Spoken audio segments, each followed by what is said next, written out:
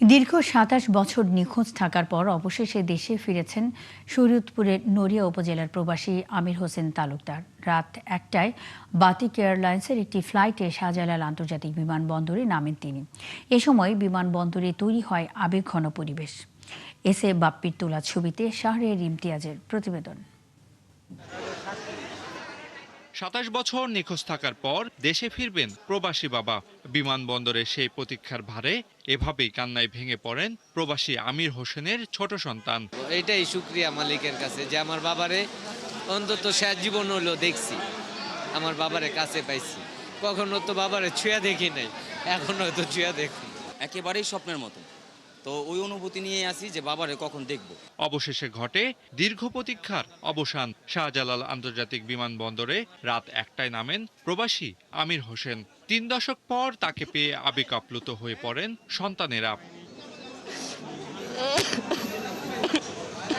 আজকে এতদিন পর এসেছেন বাংলাদেশে, আপনার পরিবারকে পেয়ে কেমন লাগছে? আপনার সন্তানেরা আপনাকে পেয়েছে? হ্যাঁ, খুব ভালো লাগছে, খুব।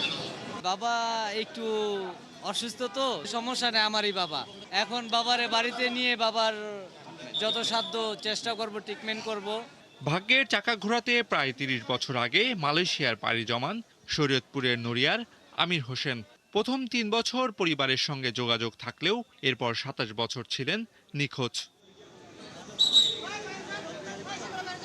এ সময়ের মধ্যে প্রায় ১৫ বছর তিনি মানবেতর জীবন কাটান মালয়েশিয়ার জঙ্গলে। তার ছবি সোশ্যাল মিডিয়ায় দেওয়া হলো। সোশ্যাল মিডিয়ার মাধ্যমে সে দেশে প্রবাসী বাংলাদেশি আমরা ব্র্যাক যৌথভাবেই তার পরিবারের সন্ধানের জন্য আমরা চেষ্টা করি। বিষয়টি মালয়েশিয়া প্রবাসী সাংবাদিকদের নজরে এলে তাকে দেশে ফেরানোর উদ্যোগ নেয় বাংলাদেশ দূতাবাস। এই যে আনার বিষয়ে যে প্রবাসী কল্যাণ মন্ত্রণালয় ওয়েজার্নাস কল্যাণ বোর্ড যিনি আছে, অনেক চেষ্টার মাধ্যমে তাকে দেশে ফিরে নিয়ে আসছে। অসুস্থ আমির হোসেনের চিকিৎসার ভার সরকার বহন করবে বলেও জানান প্রবাসী কল্যাণ মন্ত্রণালয়ের এই কর্মকর্তা। শাহরিয়ার ইমতিয়াজ, ৭১, ঢাকা।